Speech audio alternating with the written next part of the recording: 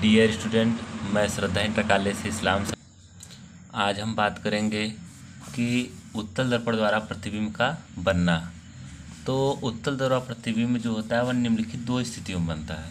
एक, पहला कंडीशन जब वस्तु अनंत पर हो, और दूसरा कंडीशन जब वस्तु अनंत तथा ध्रुव के बीच में हो। तो यहाँ पर देखिए लिखा गया है कि उत्तल दर्पण द्वारा प्रतिबिंब निम्न दो स्थितियों में बनता है। ठीक, तो पहला कंडीशन है जब वस्तु कहाँ हो, अनंत हो। तो जब वस्तु अनंत पर स्थित होता है तो उससे आने वाली प्रकाश किरणों को हम मान लेते हैं कि वह मुख्य अक्ष के समांतर आ रही है। तो देखिए यहाँ पर चित्र दर्शाया गया है।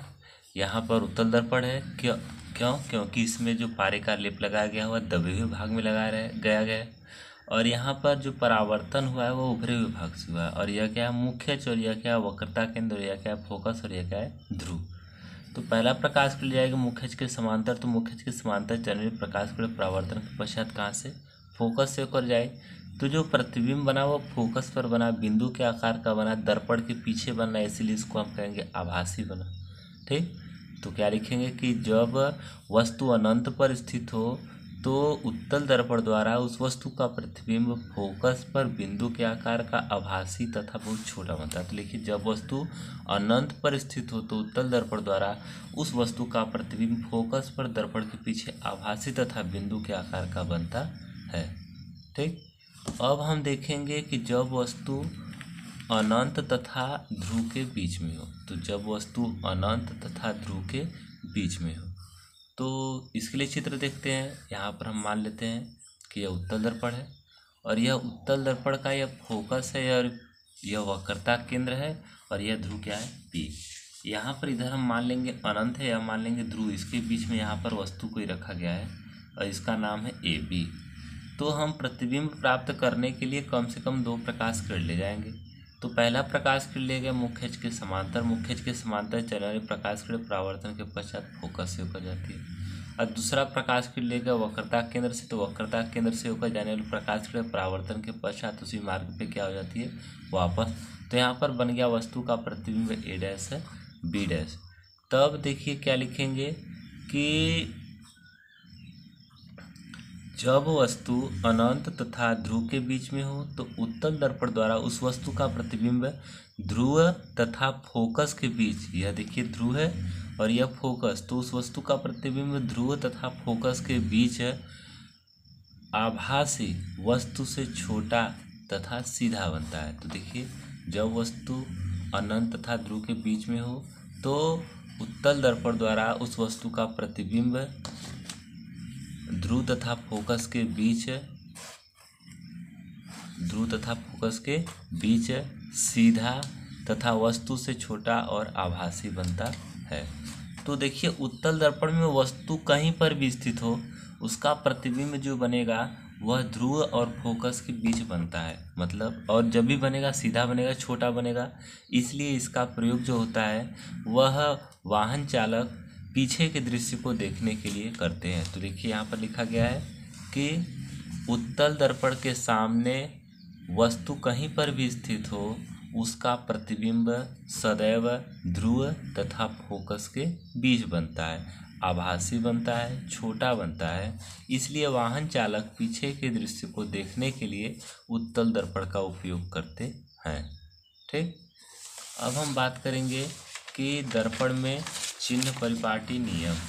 चिन्ह परिपाटी नियम इसका मतलब है कि दर्पण में दूरियों को हम कहाँ से मापते हैं। तो देखिए कि निर्देशांक ज्यामिति हम पढ़ें तो निर्देशांक ज्यामिति में ऐसे था, यहाँ पर x प्लस था, यहाँ पर x माइनस, यहाँ पर y प्लस था, और यहाँ पर क्या था, y माइनस। ठीक, तो यह हो गया मूल बिंदु।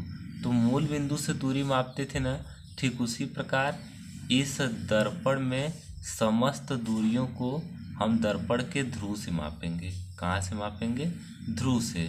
अब देखिए जैसे मूल बिंदु है, मूल बिंदु के इधर जाएंगे तो बाईं ओर होगा, दाईं ओर होगा। तो ठीक उसी तरीके से दर्पण के ध्रुव से दाईं ओर चली गई दूरियों को हम प्लस लेंगे। किस तरीके से, जैसे यहाँ पर इधर जाते हैं तो प्लस लेते हैं ना, ठीक उसी तरीके से यहाँ पर जो O है वहीं पर इसको P मान लीजिए बस। दाईं ओर जाएंगे तो प्लस, और इधर O से बाईं ओर जाते थे तो क्या था माइनस, तो यहाँ पर भी बाईं ओर जाएंगे ध्रुव से तो माइनस। अब ऊपर चलिए, ऊपर नीचे देख लेते हैं। तो जो ऊपर होता है वो YH का प्लस होता है, जो नीचे होता है वो YH का क्या होता है माइनस। तो देखिए क्या लिखेंगे कि जिस प्रकार निर्देशांक ज्यामिति में समस्त दूरियों को मूल बिंदु से मापते हैं, ठीक उसी प्रकार दर्पण में समस्त दूरियों को दर्पण के ध्रुव से मापते हैं, जिनके नियम निम्नलिखित हैं। देखिए क्या कहा गया है कि दर्पण के ध्रुव से बाईं ओर चली गई दूरियों को ऋणात्मक चिन्ह के साथ तथा दाईं ओर चली गई समस्त दूरियों को धनात्मक चिन्ह के साथ प्रदर्शित करते हैं। ठीक, और जो दूसरा नियम है वह क्या है कि दर्पण के मुख्य अक्ष से ऊपर चली गई समस्त दूरियों को धनात्मक चिन्ह के साथ, जैसे ऊपर चला गया है तो समस्त दूरी धनात्मक, और मुख्य अक्ष के नीचे चलेंगे तो समस्त दूरी क्या होगी ऋणात्मक। तो यहाँ पर लिखा गया है कि ऊपर चली गई समस्त दूरियों को धनात्मक तथा मुख्य अक्ष से नीचे चली गई समस्त दूरियों को ऋणात्मक चिन्ह से प्रदर्शित करते हैं। यहाँ पर देखिए एक बार चित्र देखकर समझ लीजिए। यहाँ पर अवतल दर्पण है, यह अवतल दर्पण का दाईं ओर है, और दाईं ओर जिसके भी चलेंगे सब प्लस के साथ। यह अवतल दर्पण का बाईं ओर है, तो बाईं ओर चलेंगे जो भी माइनस के साथ। यह मुख्य अक्ष है ना, मुख्य अक्ष के ऊपर चलेंगे तो प्लस के साथ, मुख्य अक्ष के नीचे चलेंगे तो माइनस के साथ। और एक बात ध्यान रखिएगा कि दर्पण के सामने रखी वस्तु की दूरी सदैव क्या होती है ऋणात्मक, क्योंकि जब भी हम वस्तु रखेंगे बाईं ओर ही रखेंगे।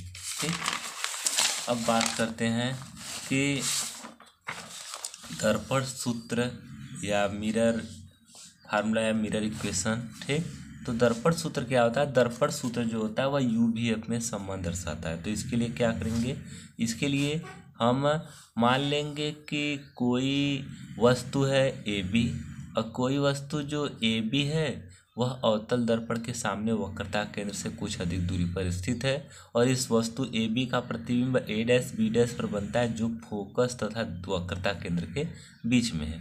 ठीक, तो यहाँ पर देखिए वही लिखा गया कि माना कोई वस्तु AB है जो अवतल दर्पण के सामने U दूरी पर स्थित है, मतलब वो ध्रुव से वस्तु के बीच की दूरी कितनी है U है, और दर्पण द्वारा उस वस्तु प्रतिबिंब A' B' बनता है। इस दर्पण द्वारा जो AB का प्रतिबिंब होता है वह A' और B' पर बनता है। तो लिखेंगे दर्पण के ध्रुव से A' B' की दूरी कितना है V है।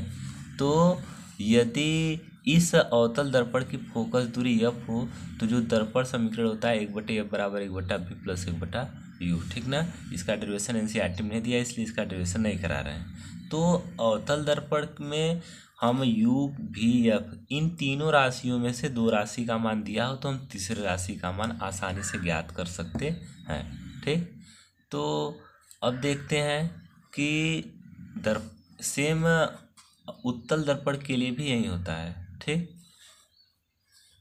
तो उत्तल दर्पण का दर्पण का हम रेखीय आवर्धन देख लेते हैं। तो दर्पण का रेखीय आवर्धन क्या होता है कि यदि दर्पण के सामने हम कोई वस्तु रख देते हैं तो उसका प्रतिबिंब बनता है।